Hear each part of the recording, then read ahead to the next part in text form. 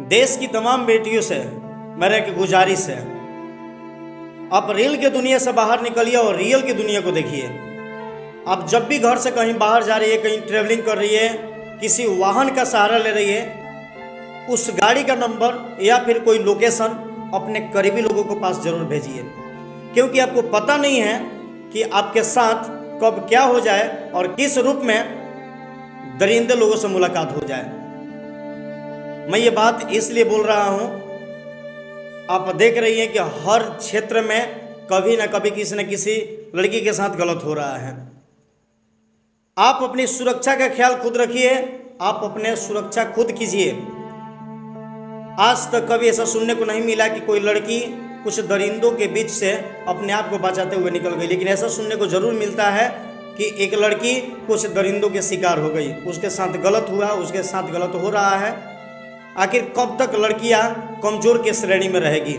आखिर कब तक लड़कियों का शोषण होगा? आए दिन किसी न किसी लड़की के साथ बलात्कार हो रहा है, आए दिन किसी न किसी लड़की के साथ रेप हो रहा है, लेकिन अंजाम क्या निकल रहा है? अगर कोई पकड़ा भी जाता है, पैसा वाला होता है, छूट जाता है, लेकिन ये कब तक होगा? इसलिए अपनी सुरक्षा खुद करना है और अपनी रक्षा खुद करना है। नमस्कार, मैं हूं एक कुमार सौरभ। आज की जो वीडियो है एक ऐसे टॉपिक पे वीडियो है जिसे सुनने के बाद आपको लगेगा कि बेटियों के साथ हो रहे अन्याय आखिर कब तक चलेगा और इसका क्या परिणाम निकलेगा। मैं एक ऐसे घटना का जिक्र कर रहा हूं जिसमें 13 साल की मासूम लड़की के साथ 32 दरिंदों ने घटना का अंजाम दिया है। एक लड़की एक ऑटो वाले से हेल्प लेती है, बोलती है कि मुझे मेरे घर तक छोड़ दे। ऑटो वाला अपने गाड़ी पर बैठाता है और उसे आगे बढ़ जाता है। उस वक्त लड़की से बातचीत होती है। ऑटो वाला लड़की के बारे में बहुत कुछ जानने का प्रयास करता है। कौन है आपके घर में, कितनी बहन है, कितने भाई हैं, पिताजी क्या करते हैं, माँ क्या करती है। इन बातों का जिक्र करते हुए वो विश्वास दिलाता है कि लड़की को सही सलामत उसके घर छोड़ देगा। लड़की को भी विश्वास होता है कि ये अंकल जो है कहीं ना कहीं अच्छे हैं और मुझे मेरे घर तक छोड़ देंगे, लेकिन लड़की को पता नहीं है कि उस अंकल के रूप में एक दरिंदा जो है उसे अपनी गाड़ी पर बैठा करके लेके जा रहा है। लड़की को थोड़ा सा भी इस बात का अंदाजा नहीं है कि उस लड़की के साथ आगे क्या होने वाला है, फिर भी वो लड़की उसके साथ जाती है।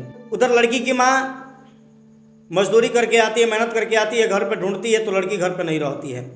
वो चारों तरफ पता करती है, लड़की का कोई खबर नहीं रहता है। वो लड़की जहाँ जहाँ उसका आना जाना रहता है सब जगह पता करती है, लेकिन लड़की के माँ के हाथ सिर्फ निराशा लगता है। वो कुछ पता नहीं कर पा रही है क्योंकि लड़की तो कहीं और है। लड़की की गुमशुदगी का जिक्र भी होता है, प्रशासन भी जांच में जुटती है, लेकिन कोई सुराग हाथ नहीं लगता है। इधर जो अंकल जो है, जो लड़की को अपने ऑटो पर बैठाकर लड़की को छोड़ने का झांसा देकर लेकर जा रहे हैं, वो कौन से खेल खेलते हैं आपको पूरी वीडियो में इसकी जानकारी मिलेगी। लड़की बैठती है ऑटो में, गाड़ी चलता है और कुछ दूर जाने के बाद वो ऑटो एक होटल के सामने रुकता है और वो ऑटो वाला उस लड़की से बोलता है कि बेटी 5 मिनट समय दो, बेटी 5 मिनट समय दो, बस मैं इस होटल से आ रहा हूँ, कुछ काम है।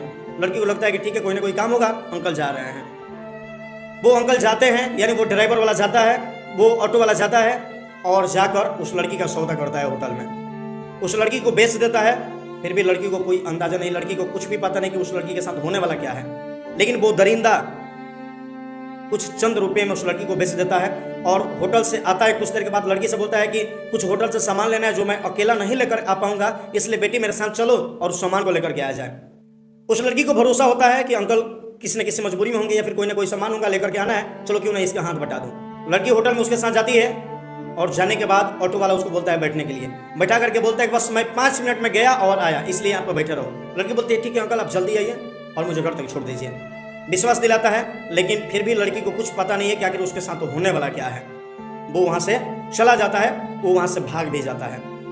अब शुरू होता है वो खेल, अब शुरू होता है दरिंदगी के असली रूप जो उस लड़की के साथ होने वाला होता है। लड़की के साथ कुछ लोग उसमें उसी जैसे ही ऑटो वाला लड़की को छोड़ के होटल में जाता है, उसके बाद लड़की के साथ दुर्व्यवहार शुरू हो जाता है, उसको छेड़ना शुरू होता है। लड़की डर जाती है, सहम जाती है और चीखने चिल्लाने लगती है। उसे धमकाया जाता है और बोला जाता है कि चीखने चिल्लाने की कोशिश की, किसी को बुलाने की कोशिश की, तो तुम्हारे साथ अभी का अभी गलत होगा।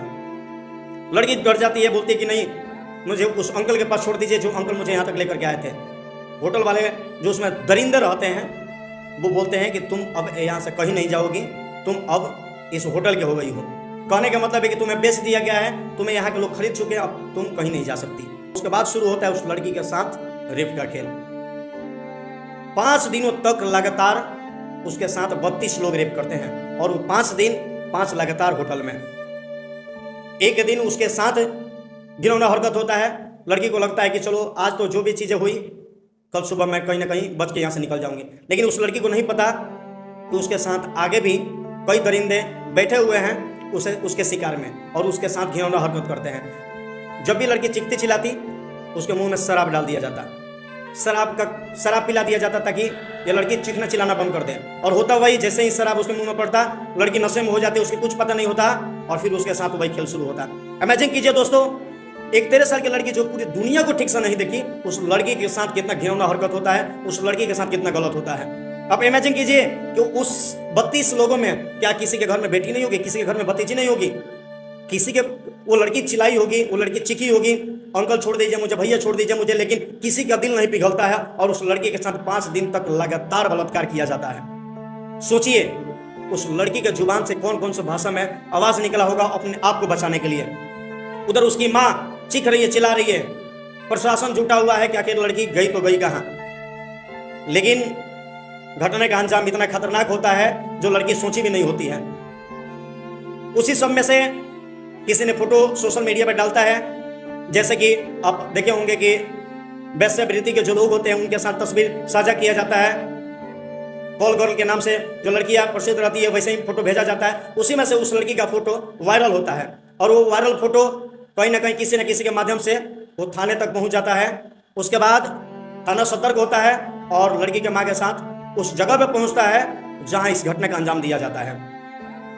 जाने के बाद एक पुलिस वाला उसमें से सिविल ड्रेस में जाता है और उस होटल में जाके बोलता है कि ये लड़की है क्या इसमें। होटल वाला बोलता है कि हाँ ये लड़की मिल जाएगी और इसका कुछ ज़्यादा ही रेट लगेगा। होटल वाला बोलता है, लेकिन वो जो पुलिस वाला होता है जो सिविल ड्रेस में गया रहता है वो बोलता है कि कोई बात नहीं, जो आपको मैं रेट देने को तैयार हूँ, बस ये लड़की मुझे चाहिए। उन लोगों को लगता है कि मेरा धंधा तो अच्छा चल रहा है, ये नया ग्राहक आया हुआ है। जैसे 32 लोगों ने उसके साथ घिनौना हरकत किया, उसी में उस पुलिस वालों की भी गिनती कर ली जाती है। लेकिन उन्हें नहीं पता कि ये सिविल ड्रेस में जो व्यक्ति आया हुआ है वो वही व्यक्ति है जो ये लगातार लड़की के साथ घटना हुआ है उस घटना को समाप्त करने के लिए और उस दरिंदों को सजा देने के लिए आया हुआ है। बोलता है कि ठीक है मैं पैसा देने के लिए तैयार हूँ, उस लड़की को मेरे सामने कीजिए। होटल वाला बोलता है कि नहीं आप पैसा दे दीजिए, लड़की आपके कमरे में पहुंच जाएगी। और पुलिस वाले बोलते हैं कि जब तक वो लड़की सामने नहीं आएगी तब तक मैं कुछ भी सेटिस्फाइड नहीं होऊंगा और कुछ भी नहीं दे पाऊंगा। उस लड़की को तुरंत लाया जाता है। उसके बाद जैसे लड़की पुलिस वाले के सामने आती है, एक सीक्रेट के अनुसार उस होटल को पहले से ही पूरे पुलिस फौज जो है पहले से घेर चुकी होती है। उस होटल की घेराबंदी हो गई रहती है पहले ही, लेकिन जैसे ही सुराग मिलता है वो लड़की सामने आती है पुलिस वाले की, तुरंत वो अपना सीक्रेट मैसेज देता है। उसके बाद तुरंत पुलिस उस होटल में पहुंच जाती है, लड़की को बरामद करती है। इस घटने की तमाम जानकारी उस लड़की से मिलती है। जब लड़की को तुरंत हेल्थ केयर में भेजा जाता है, हॉस्पिटल में भेजा जाता है, चाइल्ड वेलफेयर जो होता है उसके हवाले किया जाता है और लड़की से तमाम घटने की जानकारी लिया जाता है, क्या क्या हुआ रहता है, तमाम चीज़ें वो अपने माँ से शेयर करती है। और उसकी माँ जब सुनती है कि 32 लोगों ने उसके साथ रेप किया, माँ टूट जाती है। आप थोड़ा सा इमेजिन कीजिए, थोड़ा सा सोचिए उस माँ के ऊपर क्या बीता होगा। क्या उस 32 लोगों में कोई ऐसा व्यक्ति नहीं था जो इस लड़की के चीखने चिल्लाने पर थोड़ा सा भी रहम करे।